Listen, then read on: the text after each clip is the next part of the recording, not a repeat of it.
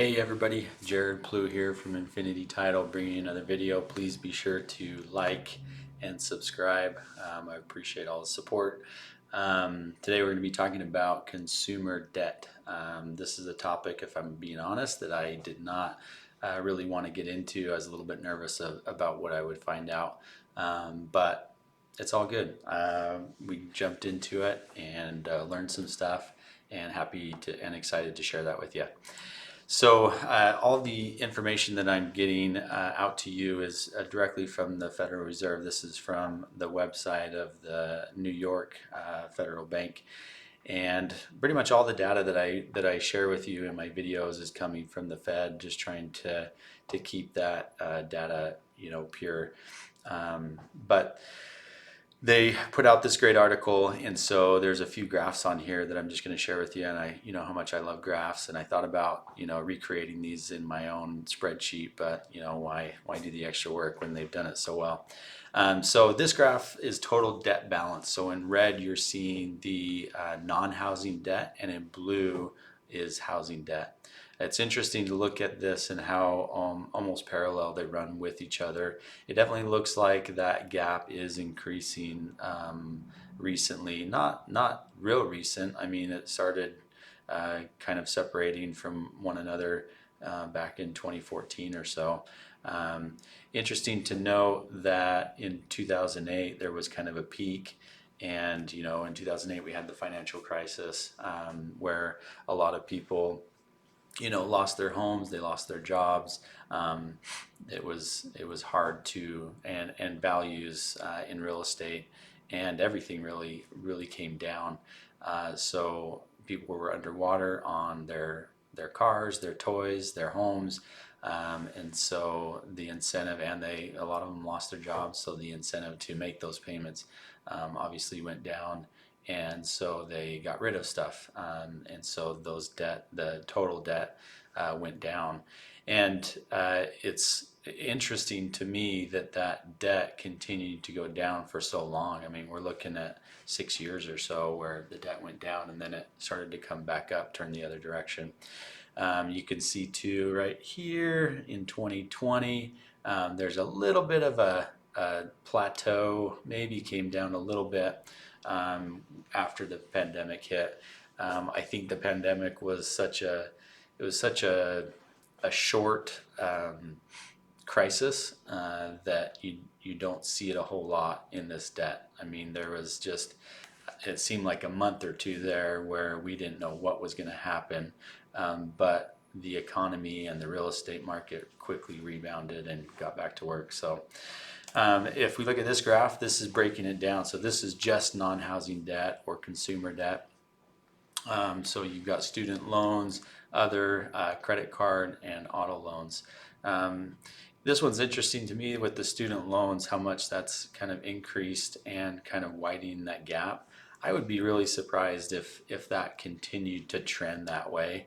I know personally, my outlook on traditional university, college degrees and whatnot has shifted over the last 5 or so years, where there's just so many different ways to make money.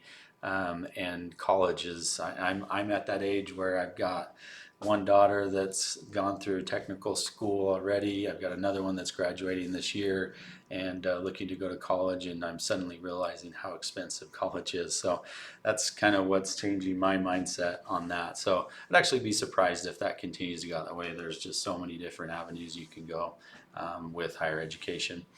But if you look at this, this is kind of expected to me. So if I look at it as a whole for the last 20 years, I think it's safe to expect that, I mean, the debt balance is going to go up for consumer debt.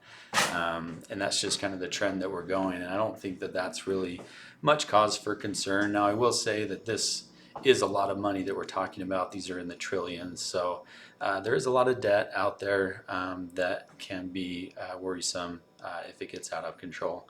But this graph really kind of put me at ease, and I hope we'll do the same for you.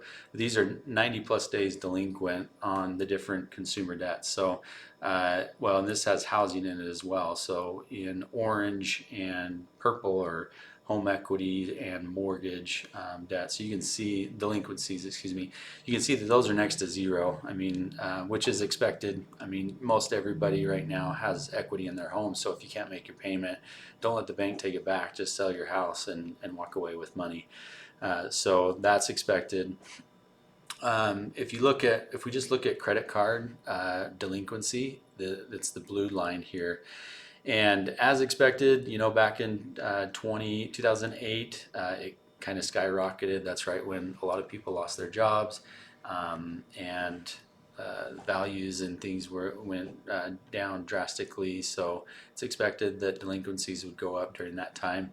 And then it steadily decreased over time. And then right around 2020, they actually started going up before the pandemic. And then since the pandemic, kind of dropped back down. And if you look at credit card delinquency today versus 20 years ago, it's actually less today, which is kind of crazy to think about.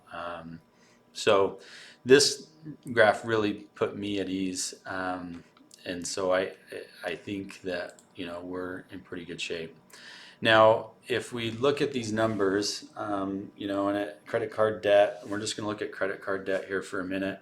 And if you look at that, what was it, $1.03 trillion in credit card debt as a country, what does that look like per person? What does that look like on a per consumer basis? So there's $5,733 of credit card balance per consumer. So if we take the entire country and every consumer within the country, on average, each consumer is carrying a credit card balance month to month of $5,733, which I'll let you decide whether that's a lot or not a lot. That came in lower than I would have expected.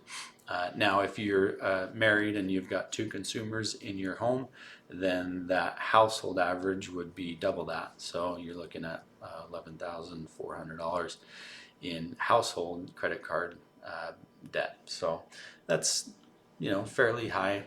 And then right now, credit card interest rates are 22%. So that's a huge number to me. That's crazy to have to pay 22% on your credit card balance.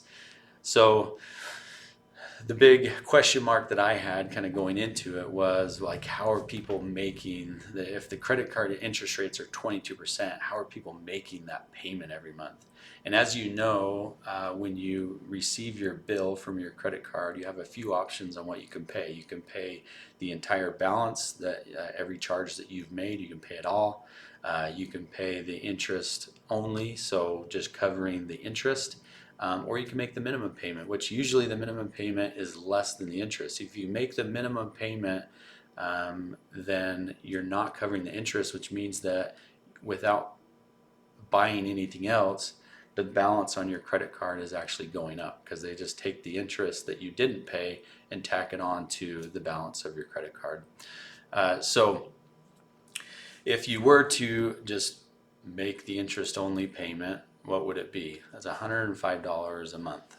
So if you're carrying a balance of $5,733 and your credit card interest rate is 22%, the interest only payment would be $105. And your minimum payment would probably be like $50 or something like that. I'm not sure. I think every credit card company is a little different.